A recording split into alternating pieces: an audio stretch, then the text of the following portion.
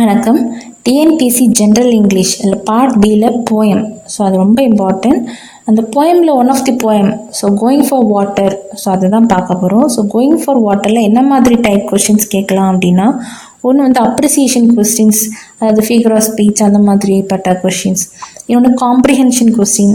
அதை புரிஞ்சிருக்கிற விதம், நம்ம எவ்வளோ அண்டர்ஸ்டாண்ட் பண்ணியிருக்கோமோ அது பொறுத்த கொஸ்டின்.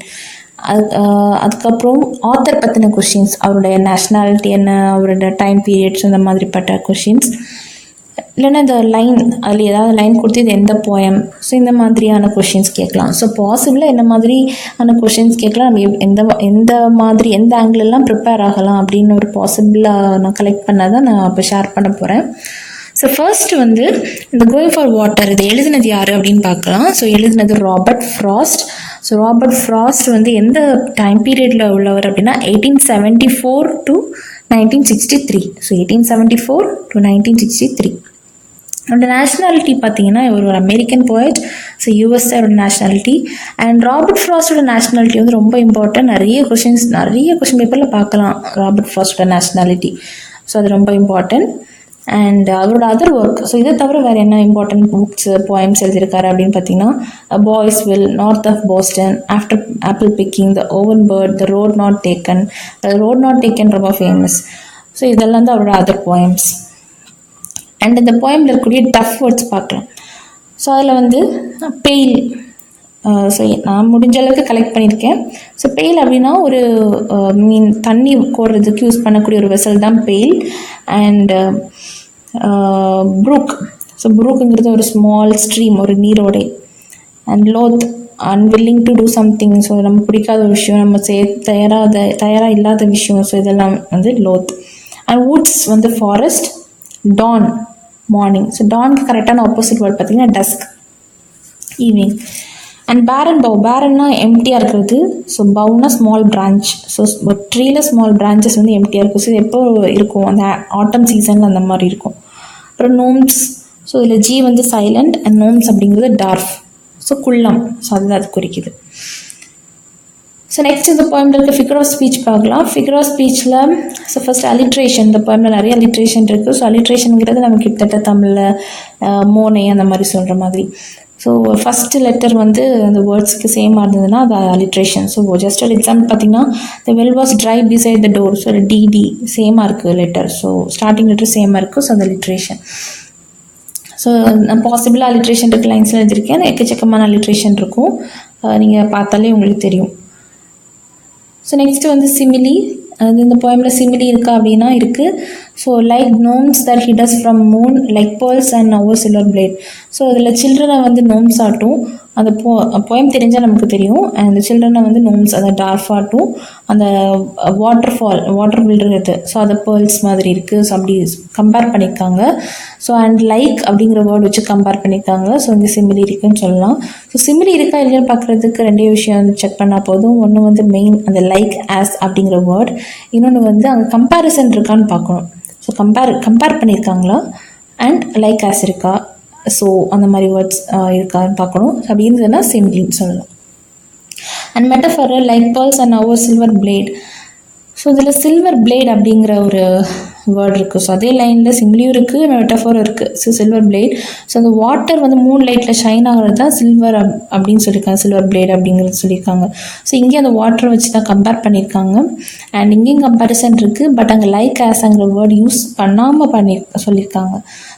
இங்கே மெட்டஃபர் இருக்குது. ஒருவேளை உங்களுக்கு சில்வர் பிளேடை பிளாக் லெட்டர்ஸ்லேயோ இல்லை இட்டாலிக்ஸ் மாதிரி கொடுத்துட்டு இல்லை அண்டர்லைன் பண்ணிவிட்டு இதில் என்ன ஃபிகர் ஆஃப் ஸ்பீச் இருக்குன்னா மெட்டஃபர் சொல்லலாம். இல்லைன்னா லைக் பேர்ல்ஸ் அந்த இடத்த ஹைலைட் பண்ணாங்கன்னா சிமிலி சொல்லலாம். தென் பர்சானிஃபிகேஷன் இருக்கான இருக்குது. With laughter when she found us soon. இதில் மூணில் தான் ஷீன்னு சொல்லியிருக்காங்க. இது இல்லாத பொருளை ஒரு பர்சன் மாதிரி ட்ரீட் பண்ணும்போது அது பர்சானிஃபிகேஷன்.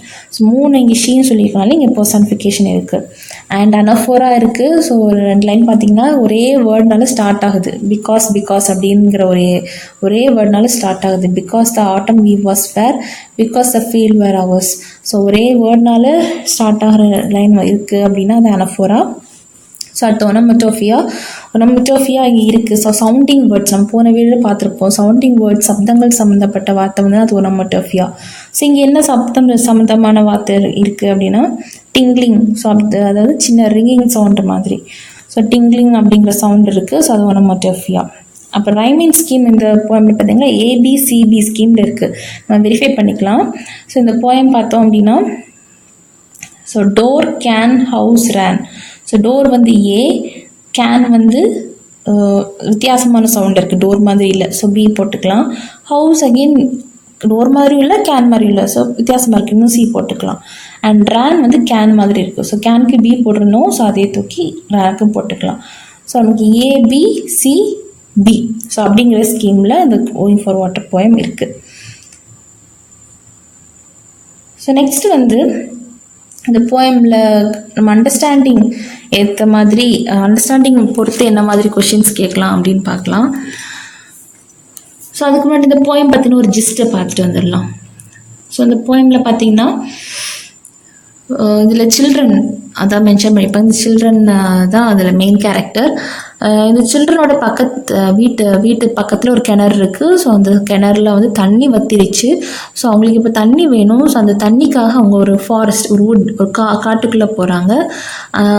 அங்கே வந்துட்டு ஒரு நீரோடை இருக்குது. அந்த நீரோடையில் அவங்க தண்ணி எடுக்க போகிறாங்க. அந்த நீரோடை முன்னாடி இருந்ததை அவங்க கேள்விப்பட்டிருக்காங்க. பட் இப்போ அந்த நீரோடையில் தண்ணி இருக்குமா இல்லையான்னு தெரியாமல் ஒரு டவுட்டில் அவங்க போகிறாங்க. அண்டு அது ஒரு நைட் டைம்னால அவங்க ஃபாஸ்ட்டாக போயிட்டு வரணும். ஸோ அங்கே ரொம்ப ரொம்ப ஆர்வமாக ரொம்ப அவசரமாக போகிறாங்க. அண்ட் அவங்க தண்ணி அவங்க நீரோடைய கண்டுபிடிச்சாங்களா, அங்கே தண்ணி எடுத்தாங்களா அப்படிங்கிற ஒரு ஃப்ளோவில் தான் இந்த போயம் போகும்.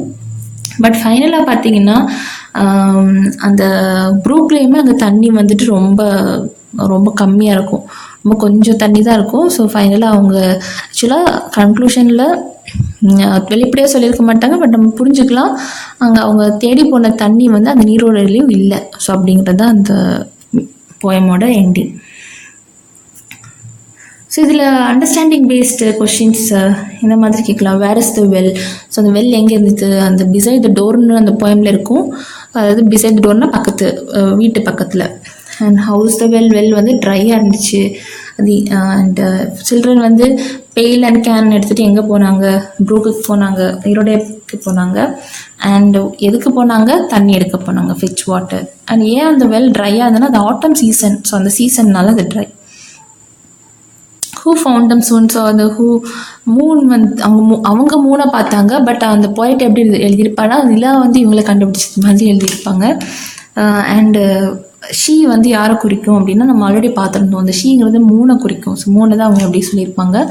அண்ட் நோம்ஸ் அப்படிங்கிறது டார்ஃப். அதாவது அந்த ஃபாரஸ்ட்டில் பார்த்திங்கன்னா மரங்கள்லாம் ரொம்ப டாலாக இருக்கும்.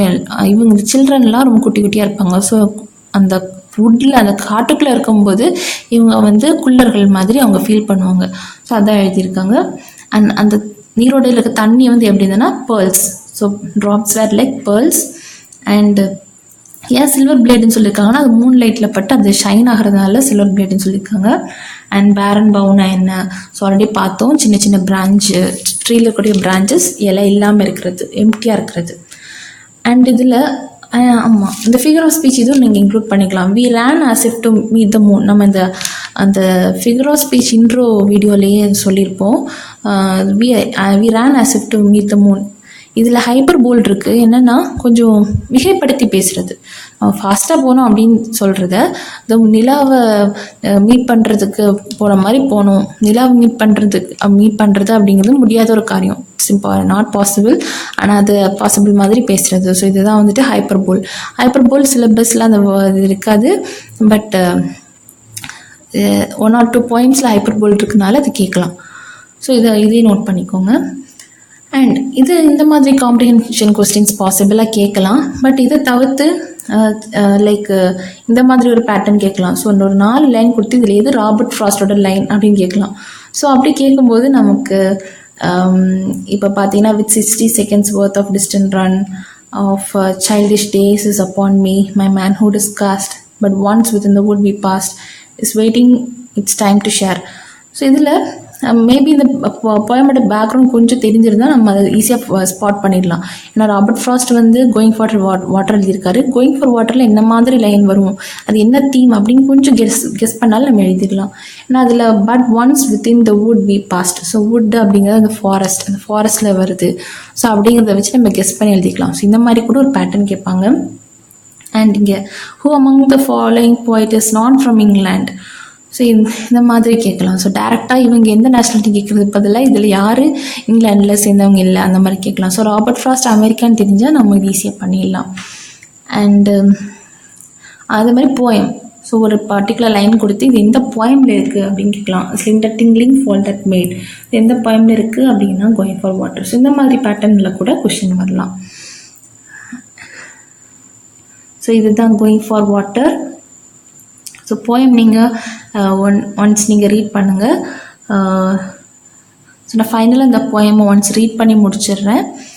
The well was dry beside the door, and so we went with a pail and can across the fields behind the house to seek the brook if still it ran, not loath to have excuse to go, because the autumn eve was fair, because the fields were ours, and by brook our woods were there. We ran as if to meet the moon that slowly dawned behind the trees, the barren boughs without the leaves, without the birds, without the breeze. But once within the wood we passed, like gnomes that hid us from the moon, ready to run to hiding new, with laughter when she found us soon. Each laid on other a staying hand, to listen we dared to look, and in the hush we joined to make we heard, we knew we heard the brook. A note as from as a single place, a slender tingling fall that made now drops that floated on the pool like pearls and now a silver blade. So இந்த poem நீங்களும் two or three times read பண்ணும்போது உங்களுக்கு அந்த context, இப்போ ஒரு background புரிஞ்சிருச்சு, அந்த லைனும் உங்களுக்கு கொஞ்சம் கொஞ்சம் ரெஜிஸ்டர் ஆயிரும். ஸோ நீங்கள் அந்த லைனை பார்த்தோன்னே இந்த போயம்னு சொல்கிற மாதிரி ஆகிடும். அண்ட் இதை தவிர்த்து உங்களுக்கு இந்த போயமில் ஏதாவது டவுட்ஸு தெரிஞ்சுக்கணுன்னு இருந்தால் கண்டிப்பாக கமெண்ட் பண்ணுங்கள். அண்டு